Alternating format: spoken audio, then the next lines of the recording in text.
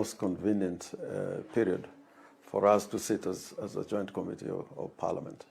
So I don't know where the hullabaloo is coming from, because this is a necessary step.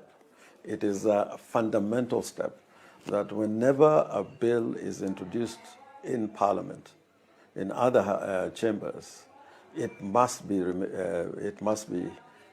taken to the committee for consideration, and then the committee will make a report to Parliament, the plenary of Parliament.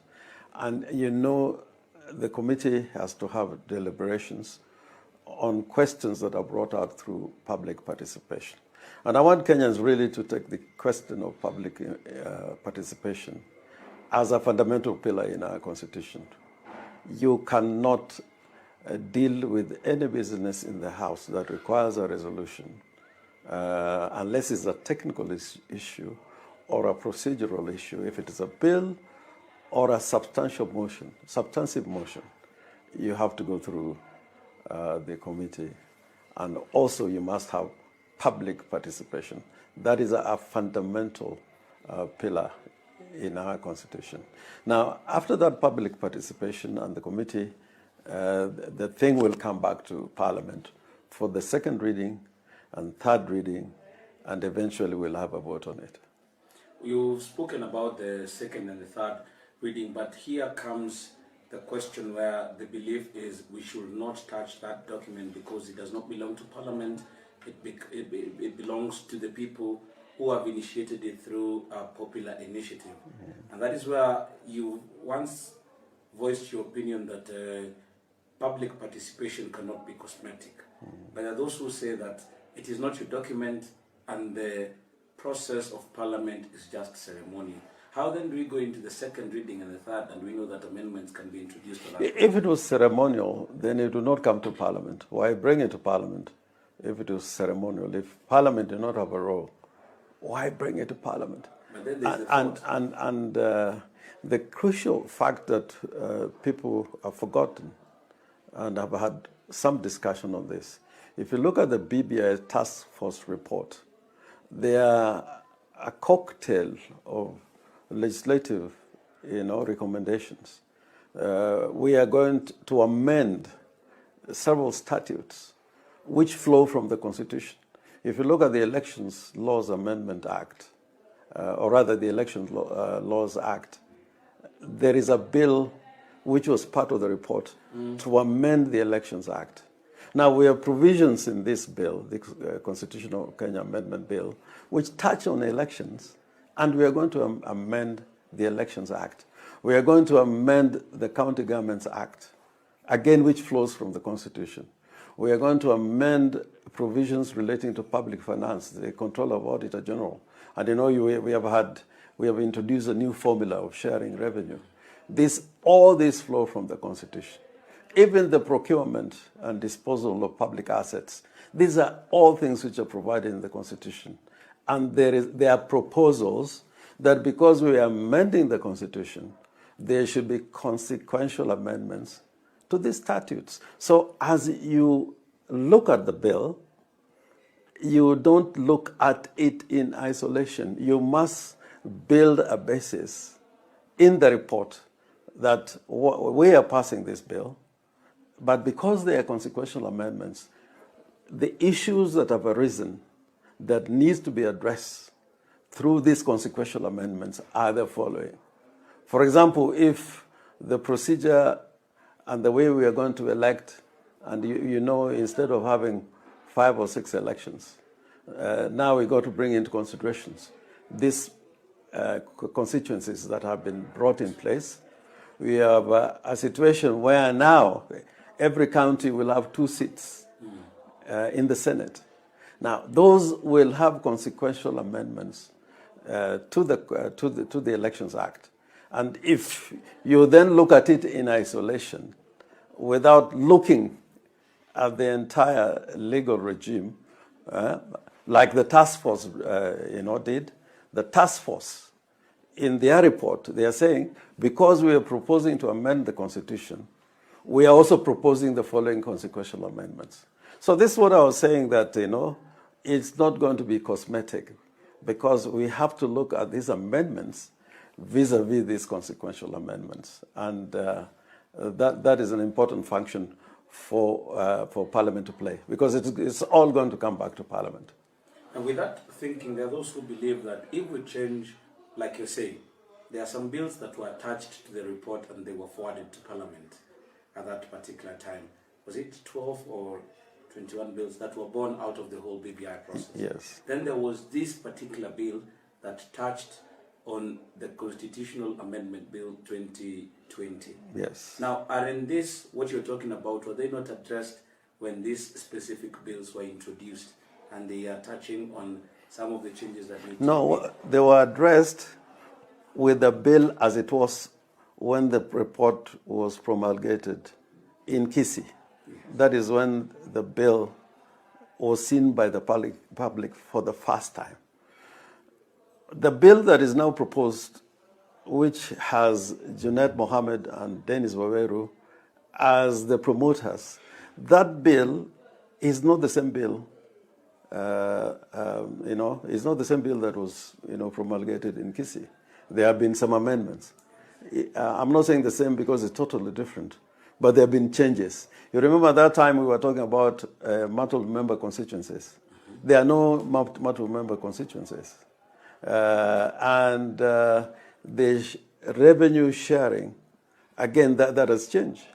So those consequential amendments that were proposed by the task force cannot hold water anymore. They have to be amended. And this is the most important task that this committee, sitting as a technical committee, because if you take it to the plenary, people will pass, and then you find in doing the consequential amendments, you have made grave mistakes that when the matter is taken before the courts of law, you are put in a situation where something that has properly gone before Parliament is declared to be unconstitutional. I know there is a very essential provision in the Constitution, Article 2 and Article 10 of the Constitution. It says anybody, not institution of government, that any person who makes a decision in relation to the Constitution or applies a law must apply the Constitution. You must always keep the Constitution at the back of your mind.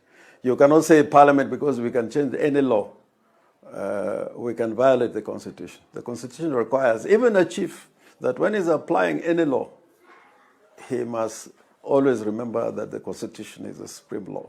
So you have to look at all these things in totality. And the courts have said, you need to pass through every essential step as provided in the Constitution. We have a matter before the Court of Appeal now between the National Assembly and the Senate. And the courts have said that all the provisions in the Constitution must be complied with. They are mandatory provisions in the Constitution that you have to obey, so that you may pass a very good law, but because you missed an essential procedural but mandatory procedural step, that law is rendered to have been enacted unconstitutionally. Some members of your committee are of the opinion that this law cannot be changed whatsoever because it's a popular initiative, and it will be akin to changing the will of the people. And an example has already been given, that what if the people of Kenya wanted to change the structure of Parliament, and since the Constitution has said that it has to go through Parliament, then why would Parliament want to decide on a matter that touches on them that has been started by the popular initiative? That is one. And two, there are those who are of the opinion that even the drafters of the Constitution 2010 knew that there would be such mischief from Parliament, or they playing their role when it comes to legislating on a popular initiative. And that is why they were basically saying that the role of Parliament in this particular bill should just be ceremony. What did you say about such people? No, popular initiative, by the way, does not mean it is the people who are enacting, are driving the process of amending the Constitution. It speaks to the process, not to the person who is amending the Constitution. The Constitution is amended through the referendum. A popular initiative can be taken by anybody. If, for example, Murithi, now you want to amend the Constitution through a popular initiative, all you need is to draft a bill and collect 1 million signatures and take it to the Electoral Commission. If you have complied with the rules, then it's taken to the Constituent Assembly. The people enact the Constitution when they vote through a referendum. But a popular initiative is available to everybody.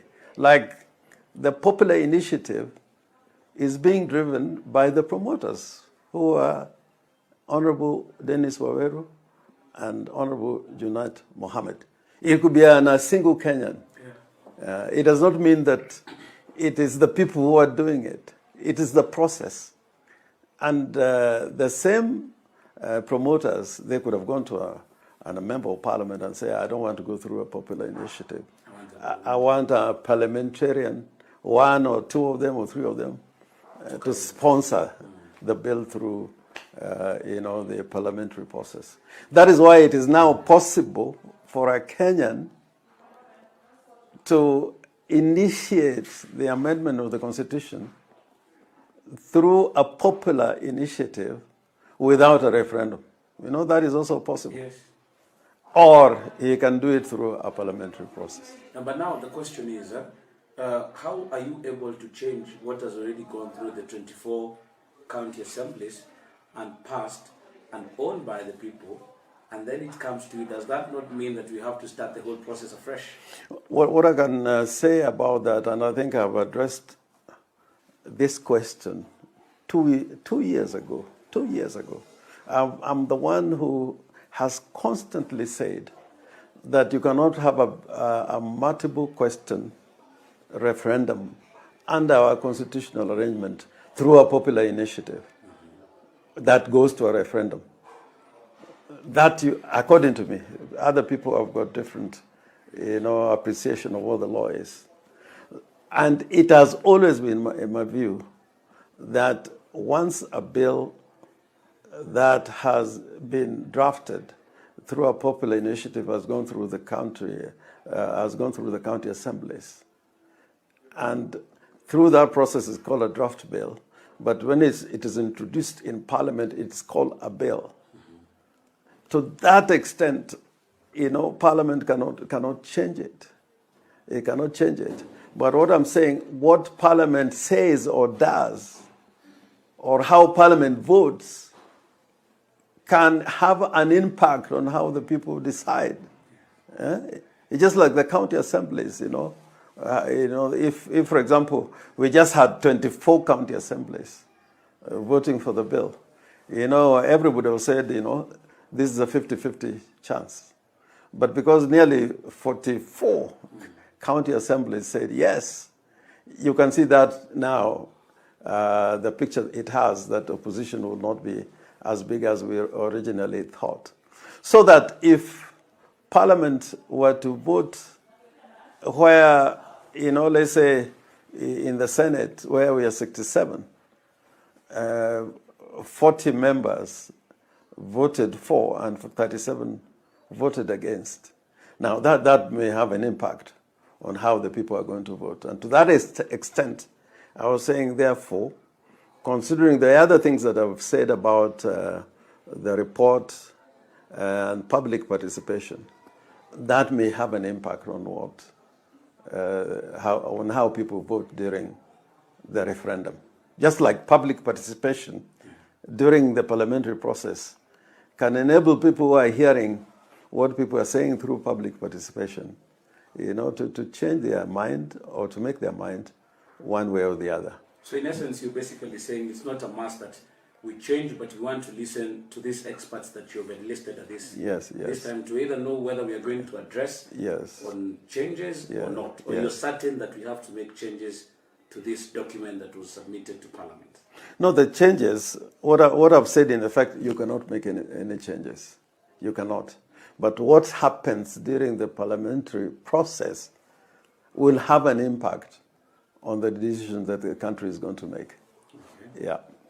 So you were part of a meeting, we saw photos of the National Executive Council of the ODM, and we do understand that you, even through the communique, to say that you're firm, you resolve to see the BBI pass and a referendum held. That basically means that we are not going to have a push and pull with regards to this committee and what we've seen before. No. There's not going to be a push and pull. And I wish you were able to sit during the committee's deliberations. Yes. I can tell you inside that committee, there was no push and pull. But people wanted a process in which all the questions that had been raised during public participation or others that have come directly through the members addressed in one way or the other. But throughout, there's no single issue which brought acrimony or an exchange that one would say differences were emerging through the committee. So as of now, when are we likely to are we on course to have a referendum in July or June? And how soon are we likely, if you say there is no problem within the committee, how soon are we likely to see it tabled in Parliament, in both houses? I think by the time Parliament reconvenes, the report will be tabled. Of course, there's the alternative of a special sitting of both houses being convened. That is another possibility. But I am sure that by the 4th of May, before the National Assembly resumes, and certainly by the 11th of May, when the Senate resumes, the committee will be ready to lay the report before both houses. There were fears, probably, and this has been attributed to you, and some of the fears that you are bringing out are with regards to the entry of the One Kenya Alliance and what part they will play, having known until now that the proponents and the pushers of this PBI process are President Uhuru Kenyatta and Raila Odinga.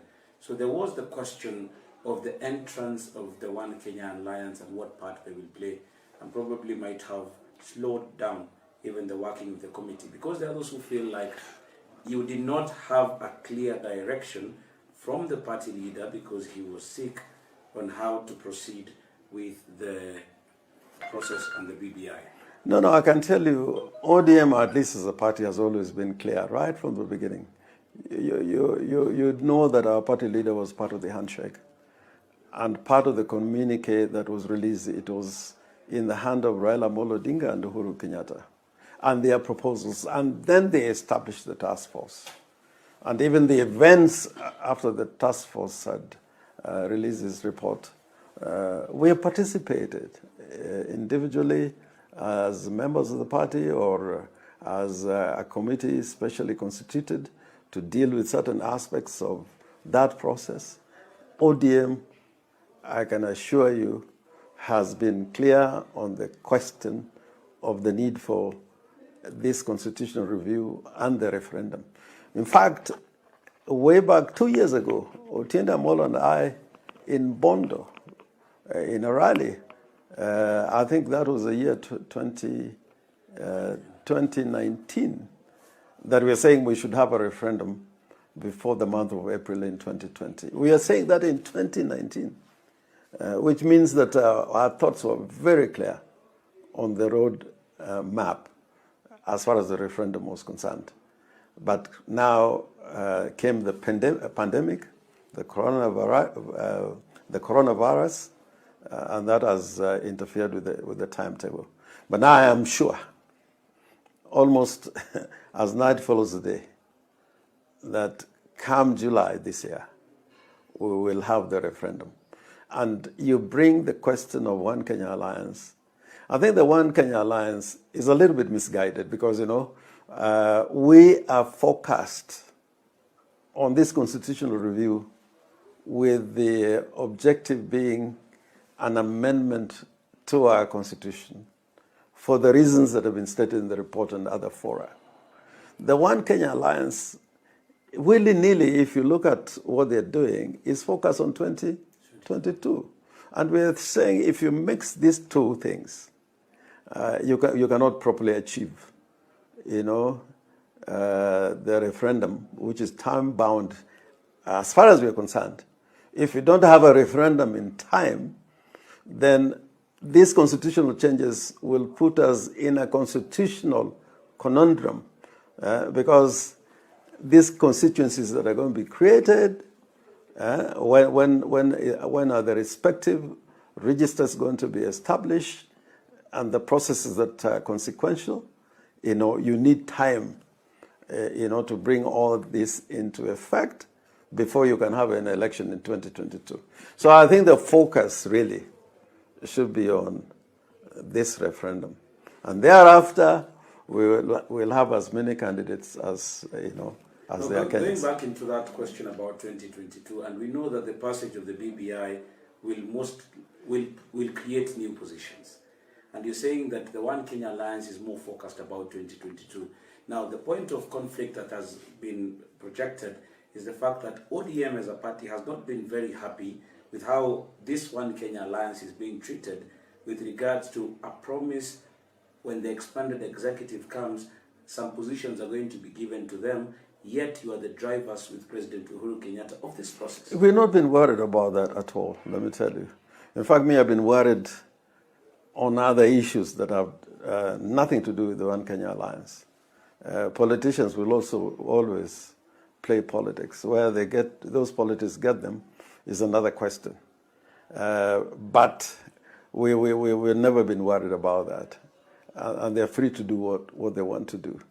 But this creation of positions, again, if people look at it as, positions which are created to balkanize the country for power sharing, not for purposes for which it was meant, including issues to do with gender, if they were very, very, careful about what they say about gender, probably amongst the four we would see a lady there, so that this vision is clear. But it is an agenda that is not based on any ideology. It's not based on any constitutional objectives. It's all about power, which is going to come in 2022, willy-nilly. So I don't see where the worry should be. And I was very happy to see a confident Uhuru Kenyatta and Raila Amolo Odinga, in the middle of this week, touring together, although Raila Odinga was not fully recovered, but concentrating on the work that must be done now. Do you hear any one of these characters talk about the Big Four agenda? Do you hear them talk about, even in terms of this virus, what needs to be done? What is their contribution? What are they suggesting to Uhuru Kenyatta to resolve this pandemic? Do you hear them talk about the economy? Sometimes I hear them talking about debt. But who doesn't talk about debt? Wangari Maathai used to talk about issues of debt, World Bank and so on. When Musalia was Minister of Finance, what did he do about it at that time? Zero. So if you use debt as a political weapon, as an agenda for purposes of balkanizing the country, or for just the raw ambition for power, then I don't think we're doing Kenya any good. What we should do is, there are problems of the day. Uhuru Kenyatta has got nearly 16 months to go. 16 months is a long time. Magufuli had 4 years, 5 years. People complain about what he did, like I do, in the human rights sector. But what he did in those 5 years in infrastructure, in the energy sector, is phenomenal. And therefore, I really believe that there's a lot that Uhuru Kenyatta can do and his government can do, which we are not part of in this 1.5 years. But the wrong agenda is the one which has consumed ambitious politicians who want us to talk about 2022. We should arrange ourselves into tribal alliances and focus our minds to that particular year, which I think would be a great disservice to the country. Was it spoken about when you had the NEC meeting about Raila running for 2022? At that NEC meeting, we didn't talk about Raila running in 2022.